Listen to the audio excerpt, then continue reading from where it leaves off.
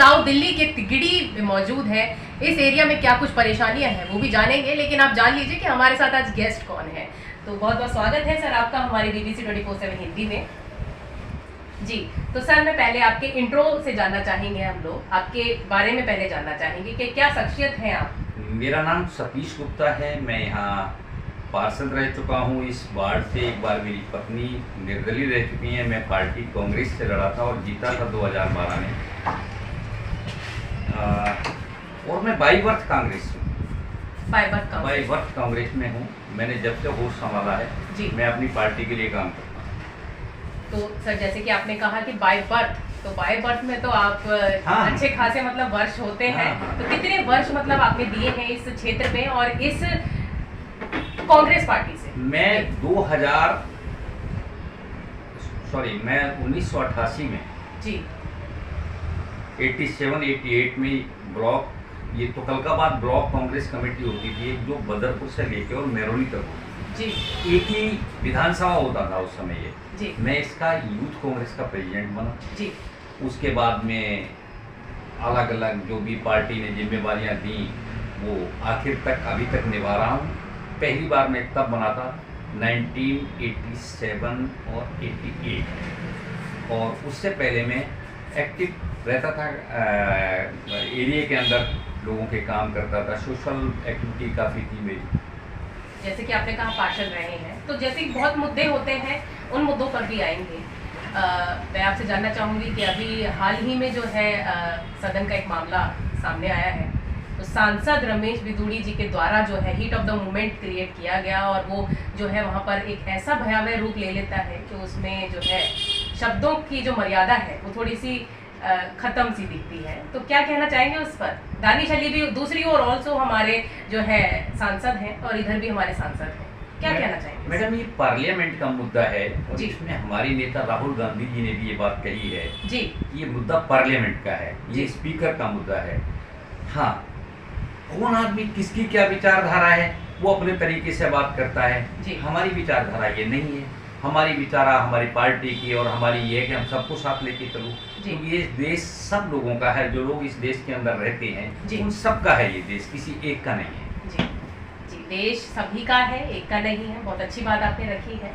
तो अब ये बताइए आप मुझे कि अगर इस तरीके का heat of the moment create हो गया पार्लियामेंट में, तो ये तो मतलब अच्छे अच्छे पॉलिटिशियंस क्या उससे मतलब प्रेरणा लेंगे, और अगर जाके बैठने भी लगे वहाँ पर और ऐसी चीज़ें होने लगी, तो आप क्या सोचते हैं कि आगे कहाँ पे जा रहा है हमारा कॉन्फ्लिक्ट? नहीं, वो किसी तरफ से नहीं होना चाहिए, ना इस तरफ से होना चाहिए इस तरह का मामला, ना उस तरफ से होना चाहिए, किसी भी तरफ से नहीं होना चाहिए। अगर कोई एक बोल रहा है तो दूसरा भी बोल रहा है तो कोई बड़ी बात नहीं, वो तो बहुत खराब है मामला। और अगर एक ही बोल रहा है तो पार्लियामेंट में सदन को तय करना है, स्पीकर साहब को तय करना है कि उन्हें क्या करना चाहिए, वो किसने क्या बोला। अगर गलत बोला है तो उसके खिलाफ वो क्या करेंगे, अगर सही बोला है तो क्या करेंगे। जी, चले वो जो हमारे बिधूड़ी जी हैं, सांसद रमेश बिधूड़ी जी ने भी वो चीज़ें जो है स्पीकर पर ही छोड़ दी हैं, तो हम भी अभी छोड़ ही देते हैं। चलिए अब दूसरी ओर बढ़ते हैं। यहाँ पर जो है देवली में हम अभी मौजूद हैं, और जो क्षेत्र पड़ता है ये विधानसभा, तो यहाँ पर जो है कई समस्याएं भी रही होंगी सर, और जैसे कि आप पार्षद रहे हैं तो आई भी होंगी आप तक परेशानियाँ। किस तरीके से आप जो है उन परेशानियों का हल निकालते हैं, और किस तरीके से जो मुद्दे हैं, चलिए मुद्दों पर भी आएंगे, लेकिन आप पहले बताइए किस तरीके से सॉल्वेंसी रखते हैं? मैं जब चुनाव जीता था तो उस वार्ड का नाम था देवली जी, और देवली वार्ड में Tigri JJ colony, Tigri JJ camp, Deoli गाँव, संगम विहार का काफ़ी एरिया, बी ब्लॉक और एल्फस्ट का दुर्गा विहार, ये सब आता था जी। आप जो क्षेत्र मैंने बताया है जी, देवली गांव, तिगड़ी रीसेटलमेंट कॉलोनी है, जहाँ बैठे हैं आप पड़ोस में ही है। ये कॉलोनी नहीं थी उस समय उसमें जी। फिर हमारा JJ कैंप पे है जी। आप जाके वहाँ पता करो कि अगर उस समय पार्षद रह के जी, अगर कोई भी ये कहता था कि मेरी गली टूट गई है, मेरी सड़क टूटी हुई है, मेरी नाली ठीक नहीं है, यहाँ सफाई नहीं है, तो टेलीफोन पे काम करते थे। हम कभी ये उम्मीद नहीं करते थे, लोगों से ये एक्सपेक्ट नहीं करते थे कि वो लोग मेरे पास चल के आएँ, फिर अपनी बात बताएं, फिर एप्लीकेशन दें, तब ये काम होगा। नहीं, मतलब आप खुद ही जाके विजिट करके परेशानी निकालते थे? और जो काम नहीं जाने से भी चल जाता था, टेलीफोन पे अगर मैं अधिकारियों को कह सकता था तो मैं उन कामों को करवाता था। जो लोग आज भी कहते हैं, ये बात मुझे अपने मुंह से नहीं कहनी चाहिए, खुद नहीं बोलनी चाहिए। आप जाएं, पता करें, आप एरिया में जाना और उसके बाद इसे इंटरव्यू को आगे बढ़ाना और लोगों से ये पूछना कि तब में और आज में क्या फ़र्क है। आज में और तब में ये फ़र्क है कि तब फ्री के नाम पे कुछ नहीं था, अब काम हो रहे हैं, नहीं हो रहे हैं, सड़कें टूटी, गलियां टूटी, नालियां भरी हुई हैं। नाला हमारा एक है, ये दुर्गा विहार से चल करके और ये दक्षिणपुरी तक आता है, एक ही नाला है जिसमें 4 वार्ड का गंदा पानी जाता है। आप देखेंगे ऊपर तक पूरा भरा हुआ है, कोई सुनने वाला नहीं। कंप्लेंट करो, हमने भी लिखा लेकिन घुमा दिया बात को। तो अभी इस समय प्रशासन का बहुत बुरा हाल है, कोई सुनता नहीं है किसी की। ये एरिया का बुरा हाल है, एरिया का बुरा हाल है। और जो आपने बोली बातें, मैं उन पर आती हूँ कि बहुत ही अच्छी लगी मुझे, जिससे मैं भी प्रभावित हूँ कि परेशानियाँ मेरे पास क्यों लेके आए, मैं उनका इंतज़ार क्यों करूँ, और जबकि मुझे ही जाके उन परेशानियों का जो है सॉल्वेंसी देखनी है तो मैं खुद क्यों ना जाऊँ। और आप गली गली जाके परेशानियाँ देखी भी है आपने, बहुत अच्छी बात है सर, सराहनीय बात है। तो अब जो है हम मुद्दा लेते हैं यहाँ पे पानी का, सबसे सेंसिटिव मुद्दा है और बहुत परेशानियाँ, यहाँ साउथ दिल्ली की हम लोग बात कर रहे हैं, संगम विहार, देवली, खानपुर, तिगड़ी, ये सारे ही जो एरियाज़ हैं, पानी की समस्या सबसे ऊपर रहती है। आप देख रहे हैं तो आपको पता ही होगा, हम लोग सर्वे भी करते हैं। तो इसी तरीके से हम यहाँ की बात रखना चाहेंगे, पानी का क्या हाल है? फ्री बिजली और फ्री पानी के नाम पे हम लोगों को पीछे कर दिया है जी। पानी फ्री आएगा, लेकिन अभी तक पानी बी ब्लॉक संगम विहार तक भी नहीं पहुंचा है जी। तिगड़ी में आधी में पानी आता था, कुछ एरिया में आता था, कुछ में नहीं आता था। थोड़ा बहुत दक्षिणपुरी से चूड़ी टाइट करके यहाँ पानी है, मैं जानता हूँ पानी थोड़ा सा ठीक हुआ है तिगड़ी में जी। लेकिन अगर आप संगम विहार की बात करें तो वहाँ पानी आज तक नहीं आया है। चाहे बी ब्लॉक चले जाएं, सी ब्लॉक चले जाएं, आगे बांध के पार तो पानी नाम की कोई चीज ही नहीं है। वहाँ जैसा तब था आज से 10 साल पहले वैसा ही आज। मैडम कोई भी आदमी हूँ, मैं अपनी कह रहा हूँ, राजनीति मेरा व्यापार नहीं है, राजनीति मेरी इस क्षेत्र के लोगों के प्रति जिम्मेवारी है। मेरी राजनीति इस एरिया के लोगों के प्रति एक जिम्मेवारी है, मेरा व्यवसाय नहीं है। एक तरफ यहाँ लोग मार खा रहे हैं, दूसरी तरफ आप देख रहे हो कोई, आप, मैं कहता हूँ आप आरटीआई लगा के देख लो, आरटीआई में क्या करते हैं। एक तरफ करप्शन हुआ, पता है, हमें भी पता है, अधिकारियों को भी पता है, करने वालों को भी पता है, करप्शन हुआ। आप एक आरटीआई लगाइए, आपको घुमा देंगे। पहले तो सबसे पहले लिखा जाएगा कि आप ऑफिस में आके रिकॉर्ड चेक कर लो, रिकॉर्ड चेक करने जाओ आप, फिर वहाँ से वो रिकॉर्ड देने में ही, चेक कराने में ही बहुत समय लगेगा, एक आदमी थक के बैठ जाता है। करप्शन जो होना था हो गया, भ्रष्टाचार शर्म पे है इस समय दिल्ली में, जो कभी नहीं था वो अब है। बेरोजगारी की मार, भ्रष्टाचार की, में आप देखो महंगाई, एक तरफ महंगाई और एक तरफ बेरोजगारी, डबल मार पड़ रही है। और लोगों को किस बात पे खुश किया जा रहा है कि हम आपको बिजली फ्री दे देंगे, हम आपको राशन फ्री देंगे। कौन सा राशन फ्री दे रहे हैं? जो ration Congress party food security bill ला करके एक आदमी के घर के लिए 100 रुपये में तय कर दिया था, 2 रुपये किलो गेहूँ और 3 रुपये किलो चावल, उस राशन को आपने 100 रुपये को फ्री कर दिया। और आप फ्री उसका ऐड इतना कर रहे हैं कि जितना फ्री पे पैसा आपका लग रहा है उससे कई गुना ज्यादा आपका ऐड पे, आप प्रचार पे लगा रहे हैं, एडवर्टीजमेंट पे खर्च हो रहा है। एडवर्टीजमेंट। तो सर ये रहा पानी का मुद्दा, और पानी के साथ साथ जो है कटिंग भी हुई है पैसों की, जैसे टैंकरों की सुविधाएं देते हैं, लेकिन टैंकरों के से भी जो दिल्ली जल बोर्ड के टैंकर्स हैं उनमें जो है कटिंग भी होती है। 2008 से 2013 के बीच में हमारी विधायक थी यहाँ, 36 टैंकर चलते थे हमारी विधानसभा के अंदर जी। और उस समय 36 से 40, और उस समय तिगड़ी में पानी नहीं होता था। 6 टैंकर उसमें से तिगड़ी में लग के रहते थे, 6-7 जो भी लगते थे, बाकी टैंकर पूरे एरिया को सप्लाई देते थे। और इस समय कम से कम 65 से 70 टैंकर चल रहे हैं, लेकिन हालात वहीं के वहीं हैं। कुछ ऐसे टैंकर भी हैं जो चल ही नहीं रहे हैं और उनके बिल बन रहे हैं।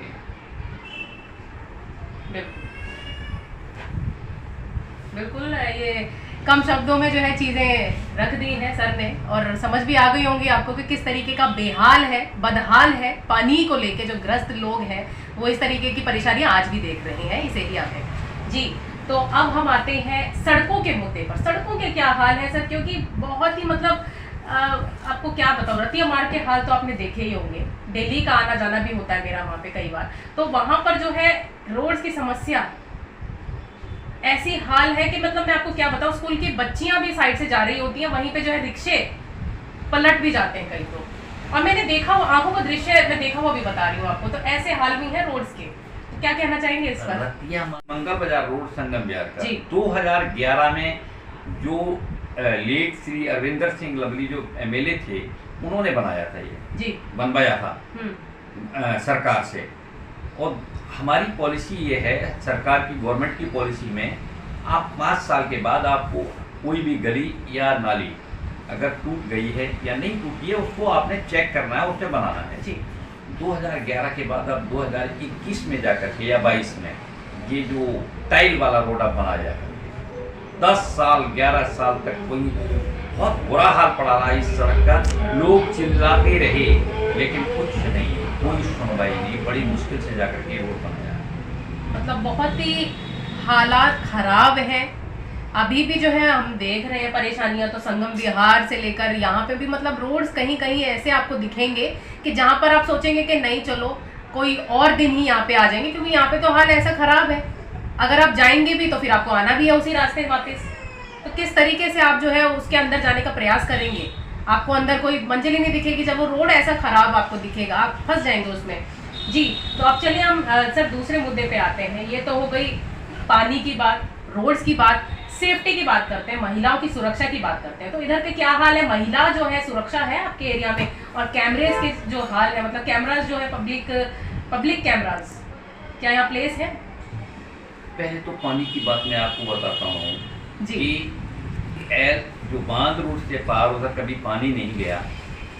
2013 में यहाँ जो विधायक बने, उन्होंने अपने एजेंटों से कह करके, वहाँ लोगों ने, उनके जो एजेंट थे, उन्होंने पैसे प्राइवेट लाइन डालने के लिए लोगों से कलेक्ट कर दिए जी, और लाइन डाल दी जी, पानी दे रहे हैं आपको जी, लाइन जोड़ेंगे आपकी, पैसा कलेक्ट हो गया।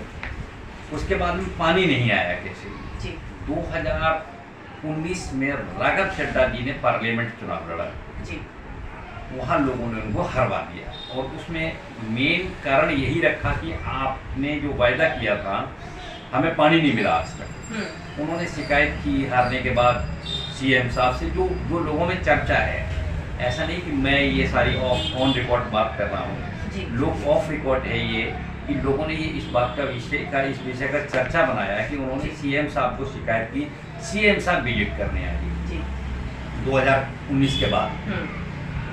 बांध रोड पे लोगों, सैकड़ों और हजारों की तादाद में लोगों ने उनको रोका और अपनी बात बताई, व्यथा बताई कि किस तरह से टैंकर बिक रहे हैं और किस तरह से हमसे कलेक्शन हो रहा है।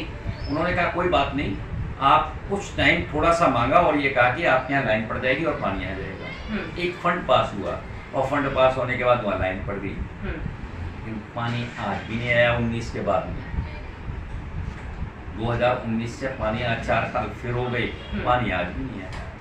तो पैसा जो लाइन में लगाया गया है, लाइन डालने में लगाया गया है, पानी दो सब आज। पहले तो आप कहते थे कि भाई पंजाब पानी नहीं दे रहा है, तो पंजाब में आपकी सरकार, हरियाणा पानी नहीं दे रहा। कहाँ जा रहा है ये हरियाणा का फंड जो बता रहे हैं, कहाँ यूज हो रहा है? आप कह रहे थे हरियाणा पानी नहीं दे रहा, हरियाणा कह देता था पंजाब पानी नहीं दे रहा है, ठीक है। अब तो पंजाब में आपकी सरकार, पानी बहाओ हरियाणा में, और हरियाणा से यहाँ मंगाओ, दिल्ली में पूर्ति हो जाएगी। अगला सवाल आपने किया महिलाओं की सुरक्षा वाला, तो पूरी दिल्ली का सेम हाल है, चाहे ये विधानसभा है, चाहे वो है, चाहे देखो, मैं भी जानता हूँ कि पुलिस के पास कोई ऐसा तंत्र नहीं है, वो कोई जादू नहीं है उनके पास कि एक, देखो सोशल क्राइम को, जो घर का क्राइम है, घर के अंदर का क्राइम है, उसके बारे में तो पता नहीं लगाया जा सकता है। एक घर के अंदर महिला के साथ क्या हुआ, क्या जबरदस्ती हुई, क्या किस तरह से हुआ, तो 4 दीवारों की बात हो गई, वो तो पुलिस को नहीं मालूम है। लेकिन जहाँ तक मैं समझता हूँ कि अगर सड़क पे किसी महिला के साथ कुछ होता है, तो ये सरकार, केंद्र सरकार, दिल्ली पुलिस या जो भी है सिस्टम है उनकी जिम्मेदारी? सिस्टम की जिम्मेदारी है, कैमरास लगा दिए हैं, कैमरे काम ही नहीं कर रहे, कैमरे काम नहीं कर रहे जी। सेफ्टी के पर्पज से हम बात कर रहे हैं। सेफ्टी के पर्पज से मैंने आपको बताया कि घर के अंदर क्या क्राइम हो रहा है उस पर तो उसके लिए पुलिस के पास कोई जादू है नहीं जी। और दूसरी बात आपने कैमरे की बात करी है, तो कैमरे दिल्ली में आप देखेंगे तो मुझे लगता है 50% से ज़्यादा खराब पड़ेगी। कोई उनको संभालने वाला नहीं है, कोई देखने वाला नहीं, कोई सिस्टम नहीं। जहाँ आपने मतलब कि साइड होती है वहाँ पर जो लोकल रिप्रेजेंटेटिव है वहाँ के कैमरे को चालू रखते हैं ताकि वो उसको रोज देख लें। मान लो सतीश गुप्ता के घर पर रोज कौन आ रहा है कौन नहीं आ रहा है ना, तो वहाँ से मैं सिस्टम में देख लूंगा। हाँ। जरूरी कहाँ है? जरूरी कहाँ है? अभी एक पीछे मर्डर हुआ था यहाँ देवली स्कूल, पहाड़ी वाले स्कूल के पास में जी। वो भी कुछ ऐसा ही मामला था। तो दिल्ली गवर्नमेंट को जी। जो कैमरे हैं वो जो जहाँ लड़कियां पढ़ती हैं स्कूलों में जाती हैं आप वहाँ लगाओ ना, वहाँ से लेके जो रास्ते बनते हैं उनके आने और जाने के वहाँ पर कैमरे लगाइए।